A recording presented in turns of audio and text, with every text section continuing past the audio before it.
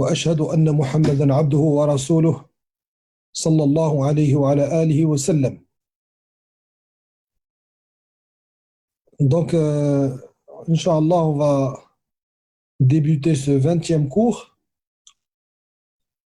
de la sira du prophète sallallahu alayhi wa sallam, dans lequel on va parler des événements importants ayant eu en l'an 6 après l'hégire et en l'an 8 après l'hégire. En l'an 6, après l'hégire, le grand événement sera ce qu'on appelle les accords de l'Hudaybiyah. D'accord? Ce sont les accords de l'Hudaybiyah, ainsi appelés car elles ont eu lieu dans un endroit nommé Al-Hudaybiyah. Dans un endroit nommé Al-Hudaybiyah, dans lesquels se sont retrouvés le prophète sallallahu alayhi wa sallam ainsi que Quraysh, et dans lesquels ont eu lieu des négociations. À la base, le prophète sallallahu alayhi wa sallam voulait accomplir le petit pèlerinage, la Umrah. Il voulait accomplir la Umrah et c'est donc a consulté quelques-uns parmi ses compagnons et a décidé de faire la Umrah cette année-là. La raison est qu'il l'avait vu en rêve, qu'il était lui ainsi que ses compagnons et qu'ils avaient rasé leurs cheveux, rasé leur tête et qu'ils étaient rentrés dans la mosquée sacrée. On voit encore une fois combien le rêve est quelque chose de présent et quelque chose d'important dans l'étude de la sira. Excusez-moi, 2 secondes, j'arrive.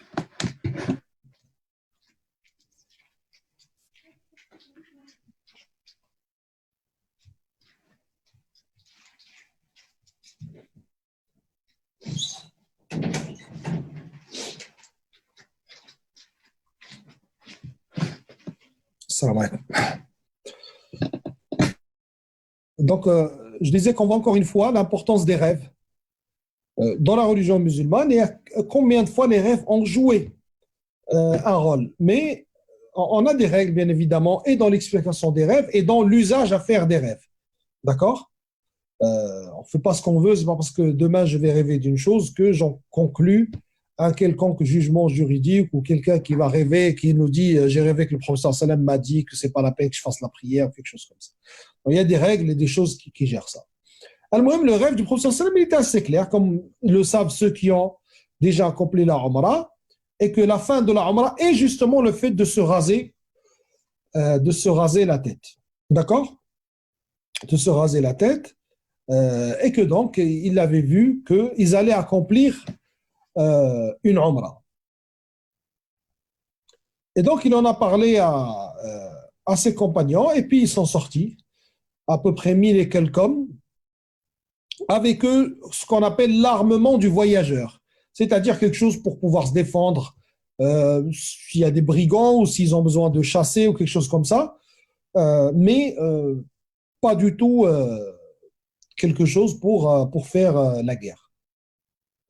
Et à peine Nabi sallallahu alayhi wa sallam prit la route de Mecca, que Quraysh, bien évidemment, fut mise au courant sur le fait que Nabi sallallahu alayhi wa sallam se dirige vers Mecca. Alors il va y avoir des contacts. Bien sûr, les gens de Quraysh vont refuser, ils vont se préparer, vont envoyer la cavalerie à la tête de laquelle Khalid ibn al-Walid.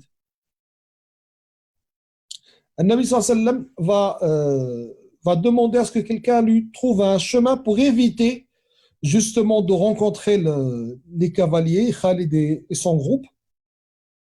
Et c'est ce qui a fait qu'ils se sont retrouvés dans cet endroit qu'on appelle Al-Hudaybiyah. D'accord? Car sinon, celui qui va de Médine à Mecca n'a pas de raison de passer par cet endroit-là. C'est une déviation qui les a fait arriver à cet endroit-là. Et puis, il y a la chamelle de Nabi sallallahu alayhi wa sallam qui s'est vraiment arrêtée dans dans un endroit précis. Et donc là, il commençait à avoir des négociations. Au début, des intermédiaires qui sont ni pour Quraysh ni pour le Nabi sallallahu alayhi wa sallam, qui essayaient d'en savoir plus sur les intentions du prophète sallallahu alayhi wa sallam. Le Nabi sallallahu alayhi wa sallam leur a dit que je n'ai aucune mauvaise intention, je n'ai aucune intention de faire la guerre avec eux, mais j'ai envie d'accomplir le pèlerinage ainsi que mes compagnons. Donc l'intermédiaire ira voir Quraysh, mais Quraysh ne va pas du tout assouplir sa position et va rester sur le fait qu'il est hors de question que le Nabi sallallahu alayhi wa sallam accomplisse le pèlerinage cette année-là avec ses compagnons. Et plus tard, il va y avoir, pendant que le Nabi sallallahu alayhi wa sallam et ses compagnons sont dans le Hudaybiyah, il va commencer à avoir des contacts directs avec les gens de Quraysh. C'est-à-dire, Quraysh, il envoyait des émissaires pour discuter avec le Nabi sallallahu alayhi wa sallam. Un de ces émissaires, lorsqu'il va venir, le Nabi sallallahu alayhi wa sallam va le voir de loin, il va le reconnaître, va dire celui-là est un homme perfide, c'est pas un homme bon. Et il va discuter avec le Nabi sallallahu alayhi wa sallam. Le Nabi sallallahu alayhi wa sallam va lui répéter exactement ce qu'il a répété aux intermédiaires, c'est-à-dire qu'il n'avait aucunement l'intention de déclarer la guerre en Quraysh, mais qu'il était venu pour accomplir la Umrah avec ses compagnons. Puis ils vont envoyer un deuxième homme, d'accord, des alentours de Quraysh, les Ahabish, lui c'était leur chef. Et lui, il va venir, et le Nabi sallallahu alayhi wa sallam, lorsqu'il va le voir, il a dit, lui, il est d'un peuple qui donne de l'importance aux offrandes faites pour la Kaaba. D'accord? Faites pour Allah subhanahu wa ta'ala à l'endroit de la Kaaba. Il a dit, alors montrez-lui ce qu'on a ramené avec nous comme bête à sacrifier. Et lorsque l'homme a vu les bêtes à sacrifier, il n'est même pas arrivé jusqu'au prophète sallallahu alayhi wa sallam, il a fait demi-tour.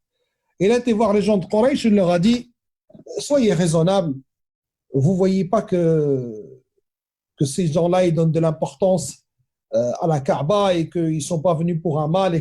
Donc l'image qu'il a vue va beaucoup le toucher, va faire qu'il va prendre une position qui est très correcte.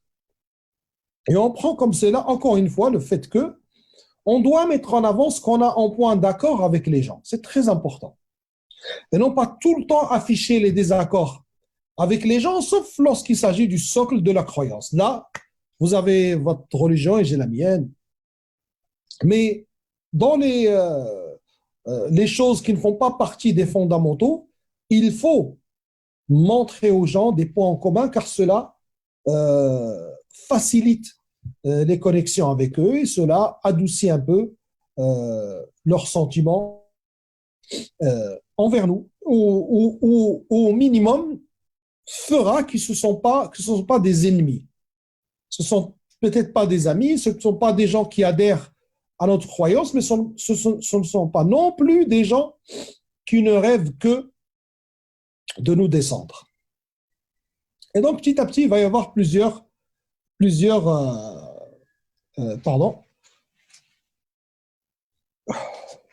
va y avoir plusieurs intermédiaires, plusieurs négociateurs de Quraysh qui vont venir voir le Nabi sallallahu alayhi wa sallam. Au bout d'un moment, il y a Suhayl ibn Amr, un des chefs de Quraysh, qui a le Nabi sallallahu alayhi wa sallam, lorsqu'il va le voir, il va dire qui est-ce? Il va lui dire Suhayl ibn Amr. D'accord? Le Nabi sallallahu alayhi wa sallam va dire Sahula amrukum. Suhayl, Sahula. Sahula, ça veut dire votre chose sera facilitée.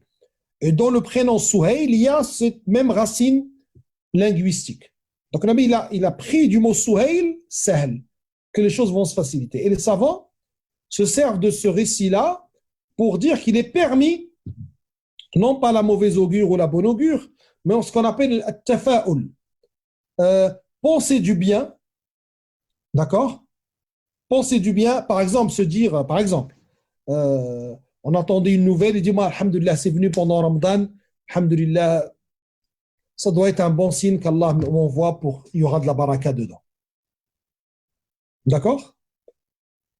Et souvent, d'ailleurs, parmi les règles, les règles des explications des rêves, quand on voit un personnage dans un rêve, ou qu'on entend un prénom, ou qu'on voit une personne, et qui n'a d'autre, et qui n'a pas d'importance dans le rêve, c'est juste on l'a vu et puis c'est tout. Ou bien on a entendu le prénom, c'est tout.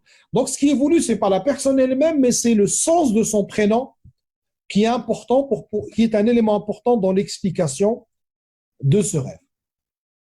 Et donc petit à petit, les négociations avançaient de plus en plus, avançaient de plus en plus, et ils se sont mis d'accord. Ils sont finis par se mettre d'accord sur une chose, sur plusieurs choses. La première est que le Nabi sallallahu alayhi wa sallam et ses compagnons devaient faire demi-tour cette année-là.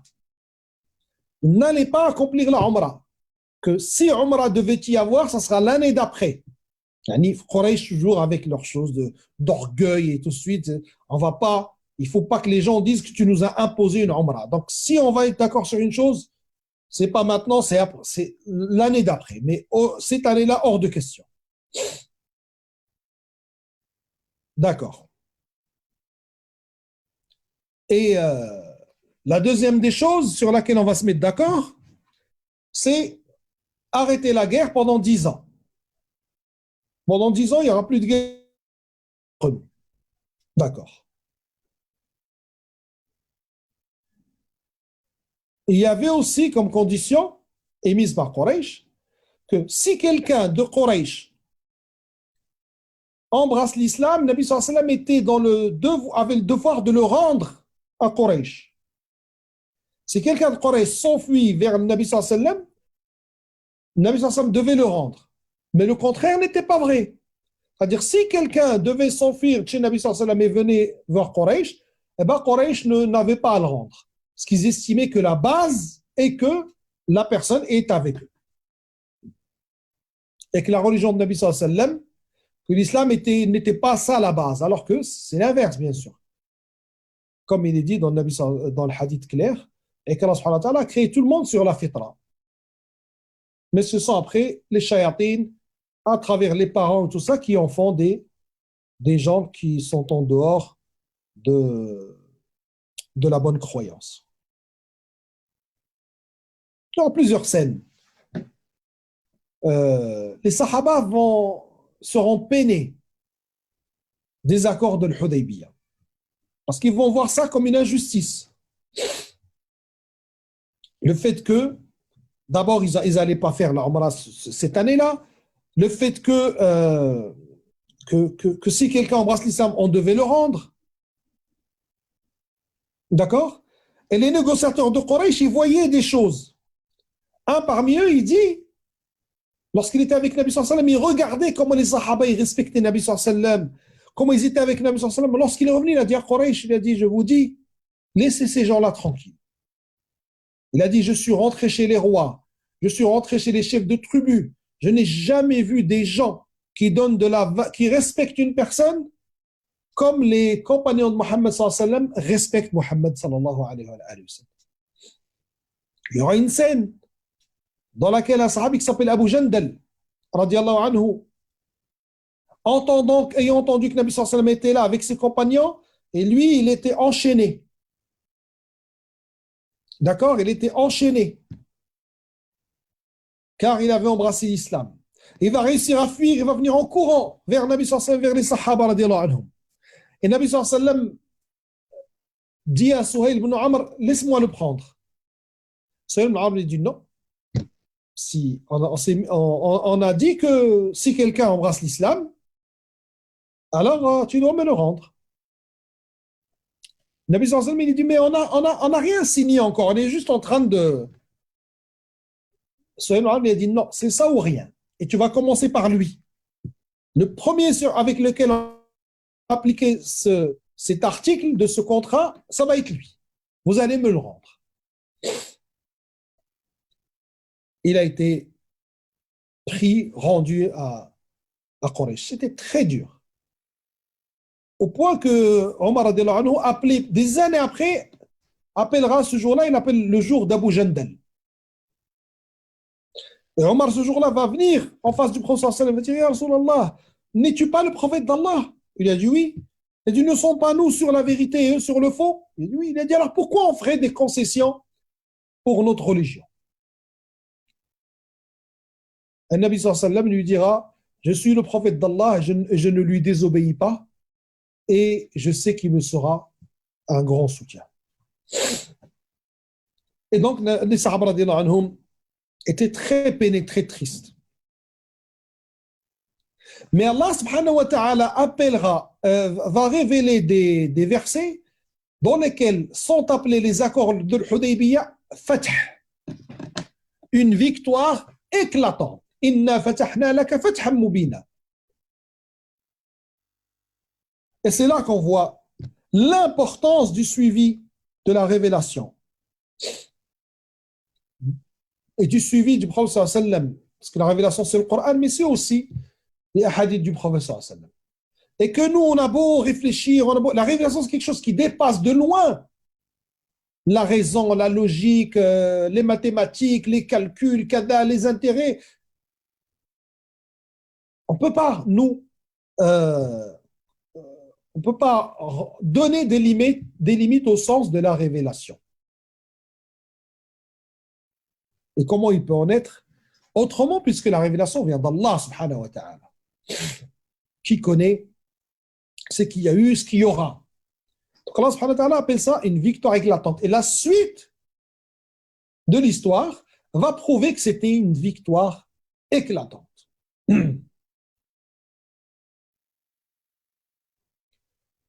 Cette année-là, l'an 6, donc Nabi sallallahu alayhi wa sallam se met d'accord et la Umrah sera faite à partir de l'an 7.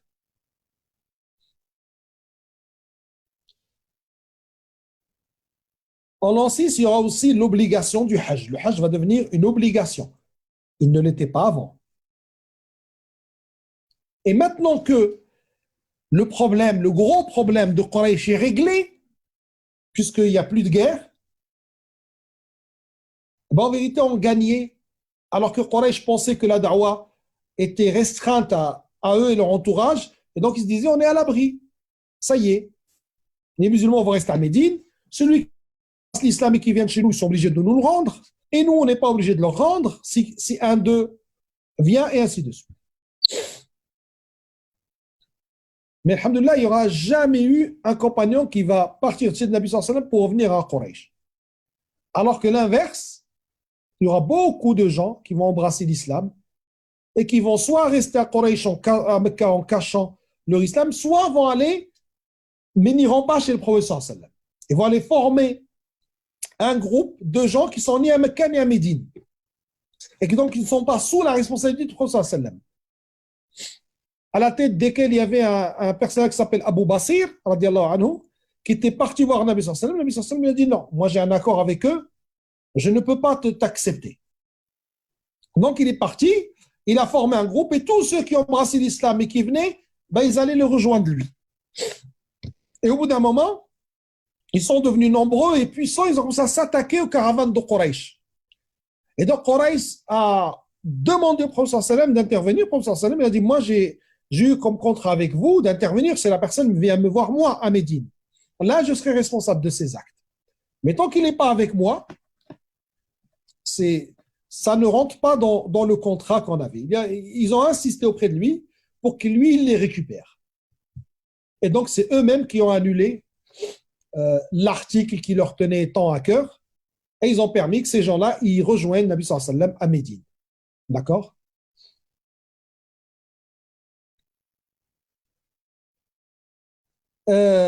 Cette période de paix avec Quraysh va faire que la da'wah va voir beaucoup plus large que ça.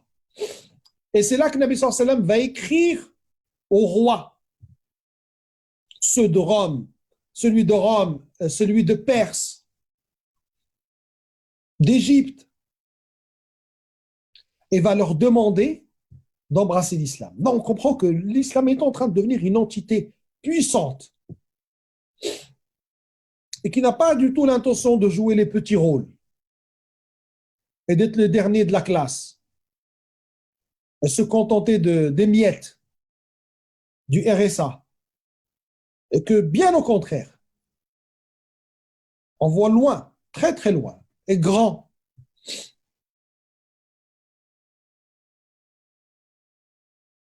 Et donc, il leur a écrit.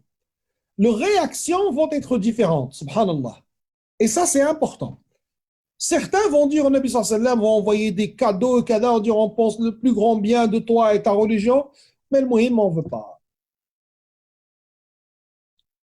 Un autre va déchirer la lettre du prophète sallallahu alayhi wa sallam, que le prophète sallallahu alayhi wa sallam lui a envoyée. Et alors, l'imam al-Bukhari rapporte ces lettres-là. Elle débute par Bismillahir Rahmanir Rahim. Et ça, c'est parmi les preuves que les savants utilisent quant à la nécessité d'écrire, de commencer nos cours et nos écrits religieux, ainsi de suite, ou autres d'ailleurs, par Bismillahir Rahmanir Rahim.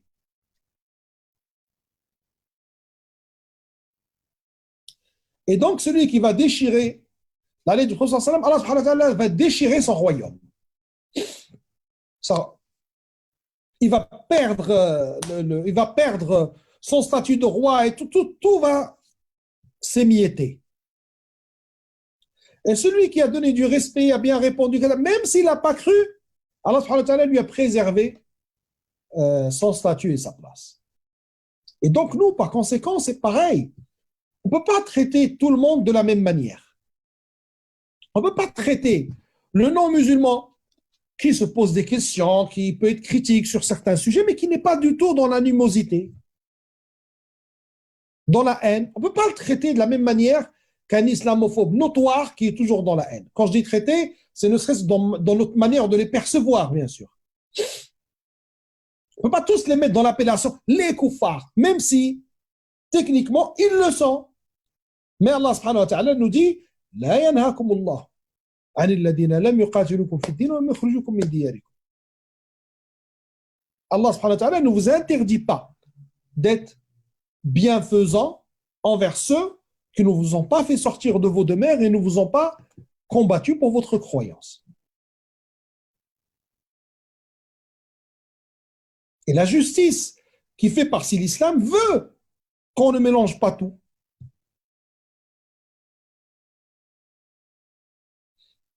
D'accord? C'est parmi les dérives que certains groupes donnent au concept d'alliance et des aveux. Une différence entre détester la croyance d'une personne et détester la personne. Il y a des gens qu'on peut détester et leur croyance et leur personne. Et il y a des gens dont on va aimer la croyance, mais on peut détester la personne. Ça nous arrive de détester un musulman pour son comportement ou pour quoi que ce soit d'autre. Et il y a des gens dont on déteste les croyances, mais qu'on peut ne pas détester. Vous imaginez bien que lorsqu'Allah subhanahu wa ta'ala autorise aux musulmans, hommes, de se marier avec une juive ou avec une chrétienne, Allah subhanahu wa ta'ala ne va pas te demander de détester ton épouse. C'est impensable. On ne peut pas détester son épouse, on ne peut pas détester la femme la mère de ses enfants. Forcément, Allah subhanahu wa ta'ala, il dit ومن آياته et parmi ces signes, il a créé de vous pour vous من آياته أن خلق لكم من أنفسكم أزواجا لتسكنوا إليها وجعل بينكم مودة ورحمة. Il a mis entre vous de la miséricorde et de la bonté en parlant de mariage. Et le mariage avec une autre que musulmane entre dans cette généralité. Donc, on fait bien attention à ça. On ne traite pas les gens de la même manière. Car Allah subhanahu wa ta'ala ne les a pas traités de la même manière. Dans le Coran, le Nabi sallallahu alayhi wa sallam ne les a pas traités de la même manière dans Sunna, et il nous a été ordonné de ne pas mélanger et de ne pas traiter de même manière les criminels malfaisants et les gens qui ne sont pas du tout de ce genre-là. D'accord? Et ça, c'est quelque chose en vérité qui est je laisse, j'arrive pas à dire, qu'on peut percevoir, perceptible, voilà, à l'intérieur de chacun de nous. D'accord? Est-ce que vous avez les mêmes sentiments envers Éric Zemmour ou l'abbé Pierre? Non. Est-ce que vous avez les mêmes sentiments envers, je sais pas moi, entre Hitler et, je sais pas, quelqu'un ou De Gaulle ou un autre? Évidemment que non.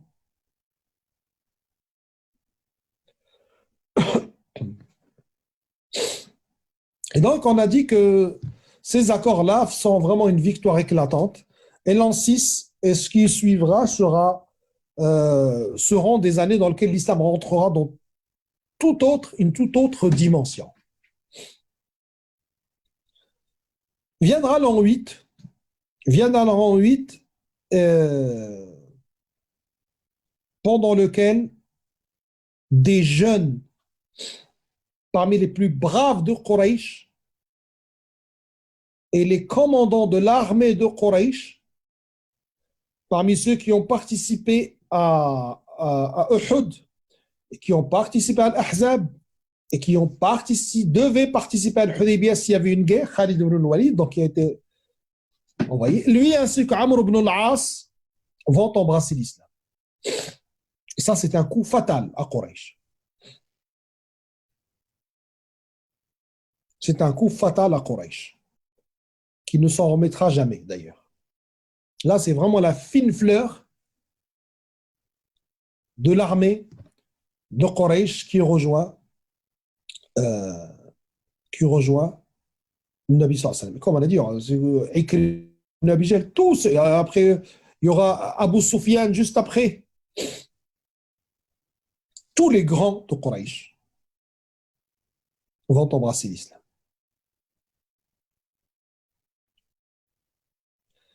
En l'an 8, le grand événement va avoir lieu. C'est que Nabi sallallahu alayhi wa sallam, dans ses accords avec Quraysh, il y avait, ces accords-là ne concernaient pas que Nabi sallallahu alayhi wa sallam et Quraysh, ils concernaient le prophète sallallahu alayhi wa sallam ainsi que ceux qui sont avec lui, et Quraysh ainsi que ceux qui sont avec eux. C'est-à-dire, le pacte concernait Nabi sallallahu alayhi wa sallam et ceux qui sont liés à lui par un pacte sécuritaire, et de l'autre côté, Quraysh et ses alliés. Et parmi les alliés de Nabi sallallahu alayhi wa sallam, tout comme Quraysh avait des alliés pas loin de Médine, Nabi sallallahu alayhi wa sallam avait des alliés juste à côté de Mecca. Et donc, une tribu alliée à Quraysh va massacrer une tribu proche du prophète sallallahu alayhi wa sallam. Et Quraysh vont les aider dans ça. Massacrer, façon de parler. Ils en ont tué beaucoup, mais ils ne sont pas tous tués. Et donc, alors que Nabi sallallahu alayhi wa sallam est à Médine, et un de ces tribus-là vient et il crie, dit Ya Rasulallah, il n'est même pas musulman celui-là, ni sa tribu. Et il dit, tu nous avais dit qu'Allah on est des alliés, voilà ce qui s'est passé. Alors on est venu demander ton aide. Et Nabi sallallahu alayhi wa sallam dit, puisque je m'y suis engagé, alors tu auras mon aide. Les gens de Quraysh vont comprendre la grossière erreur qu'ils venaient de faire. Parce que les 2 ans qui étaient passés sans guerre, leur ont fait oublier un peu c'est quoi la guerre. Alors que Nabi sallallahu alayhi wa sallam, lui, de son côté, avait des activités. De l'autre côté, ils ont envoyé l'armée musulmane continuer à partir de l'autre côté. Comme je vous ai dit, le message il est universel, il n'est pas que sur Quraysh, alors que Quraysh, toute sa haine n'était que envers Nabi sallallahu alayhi wa sallam. Grande différence de vision. L'islam visait d'apporter le bien partout et eux n'avaient qu'une seule intention, qu'une seule question qui leur importait, c'était comment bloquer l'islam. Et donc, au bout d'un moment, il ne faut plus le poids. On a une armée qui t'a guéri, d'accord, qui sort souvent et qui vient d'être rejoint par la fine fleur de l'armée de Quraysh, et une autre il y a plus grand monde et les meilleurs ne sont plus là. Donc Abu Sufyan va venir voir Nabi sallallahu alayhi wa sallam pour essayer de sauver le pacte de l'Hudaybiyah et ce qui en reste. Nabi sallallahu alayhi wa sallam n'a même pas voulu lui répondre. Et il a insisté. Et puis il a essayé de voir avec Abu Bakr, avec d'autres. pour qu'ils pour qu'il puisse en parler au prophète sallam et essayer d'adoucir sa position. Mais le Nabi sallam avait décidé de, de respecter son engagement, tout simplement. Et c'est là que le Nabi sallam va bouger, va faire bouger une grande armée qui n'aura comme d'autres objectifs que la conquête de la Mecque. Et donc, cette immense armée avance. Et plus elle avance, plus il y a d'autres tribus qui viennent se joindre à elle. Et puis tous ceux qui avaient peur de Quraysh ont compris que c'est le moment. Et que maintenant, ils n'avaient plus raison d'avoir peur. Donc, ils venaient rejoindre Nabi sallallahu alayhi wa sallam. Et ainsi, l'armée est arrivée à Quraysh, à Mecca. Il y a eu quelques tentatives de résistance, mais ils ne pouvaient pas faire le poids. Et Nabi sallallahu alayhi wa sallam fera preuve d'une grande miséricorde et d'une grande sagesse avec les gens de Quraysh. Parce que, alors que là, il y est à Quraysh, avec des milliers d'hommes, et devant lui se trouvent ceux qui l'ont persécuté pendant des années, et qui ont persécuté ses compagnons, et qui ont tué ses compagnons, et qui ont participé à toutes les batailles contre Nabi sallallahu alayhi wa sallam. Même quand Nabi sallallahu alayhi wa sallam était dans des batailles avec des gens du livre, comme à Khaybar ou autre, il y avait toujours une aide de Quraysh en argent, en armement, en chevaux, mais ils étaient tout le temps là. Dès qu'ils entendaient d'un conflit contre Nabi sallallahu alayhi wa sallam, ils se disaient, c'est la bonne occasion, allez, on ne sait jamais, on va participer, il ne faut surtout pas qu'on loupe l'occasion de battre ou de faire battre l'armée de Nabi sallallahu alayhi wa sallam. Et avec tout ce qu'ils avaient tué comme compagnons, et les injustices, et les compagnons qui ont été encore enfermés là-bas, Nabi sallallahu alayhi wa sallam leur pardonnera. Il leur dira, quiconque entre dans la maison d'Abu Sufyan, il est sain et sauf. Et là, on voit la sagesse de Nabi sallallahu alayhi wa sallam.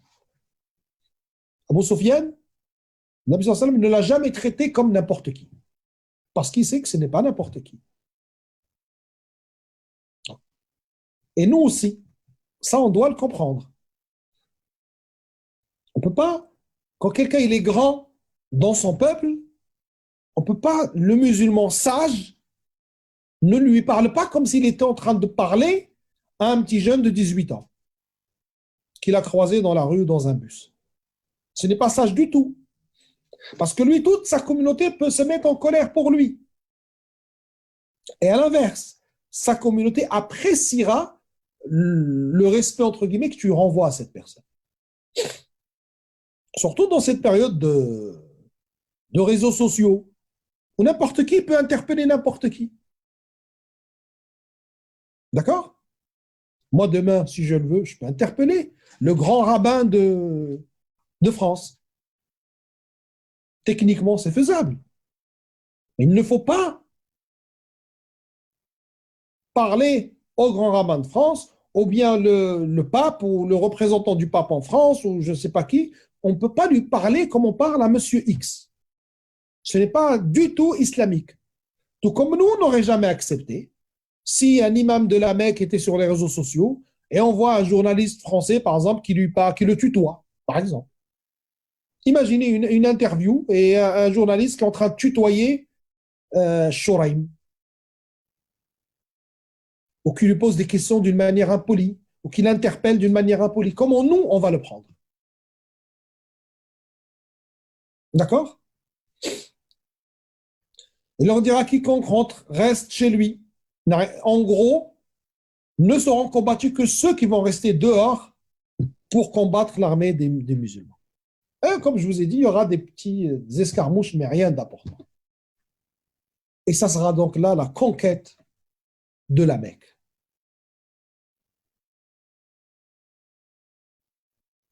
8 ans après que Nabi sallallahu alayhi wa sallam est sorti avec son compagnon Abu Bakr Siddiq, fuyant les persécutions de Quraysh,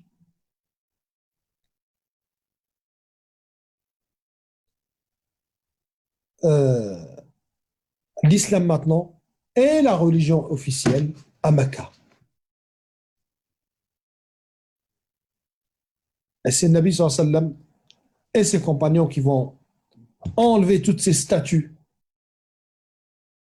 qu'il y avait partout à la Mecque, les statues à l'intérieur de la Kaaba, les statues autour de la Kaaba. Ça sera une grande victoire spirituelle. Et elle fait aussi partie de le sens de nous t'avons donné une victoire éclatante et qui fut préparée donc par le Hudaybiyah.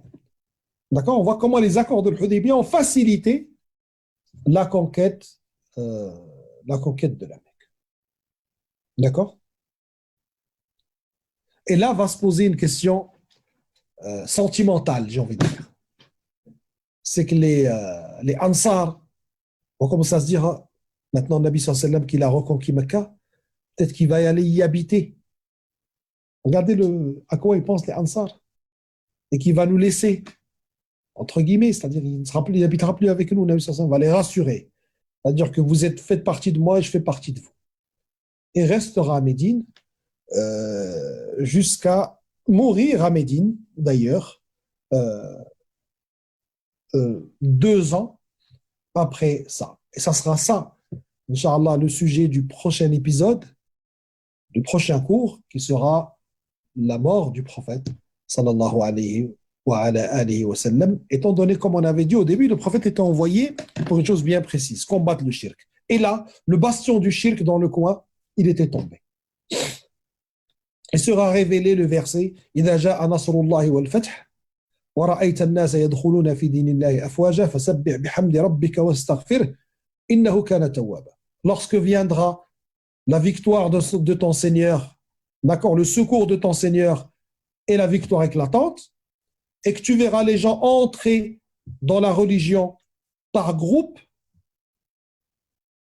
fais donc l'éloge de ton Seigneur et demande-lui pardon, car il est pardonneur.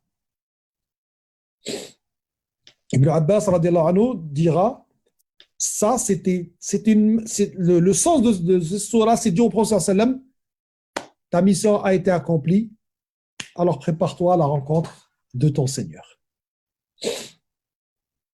Puisque tu as conquis Mecca et que les gens entrent maintenant en islam par grand groupe, des tribus en entière venaient de toute l'île d'Arabie, du Yémen, de partout. Et donc la mission du prophète, faire tomber les statues à Mecca, faire régner le tawhid dans la île d'Arabie, faire revivre le dogme d'Ibrahim alayhi salam et sa tariqa, sa manière de faire. La mission du prophète sallallahu alayhi wa sallam était accomplie et donc c'était les derniers jours ou les derniers mois vécus par le dernier des prophètes et la meilleure des créatures, sallallahu alayhi wa sallam. Ça sera le sujet, Inch'Allah, de notre prochain et dernier cours, Inch'Allah. Comme ça, on va se consacrer aux 10 jours, on va pleinement se consacrer aux 10 derniers jours, 10 dernières nuits de Ramadan, bidnillah subhanahu wa ta'ala. أقول قولي هذا واستغفر الله لي ولكم فاستغفروه إنه هو الغفور الرحيم وبارك الله فيكم.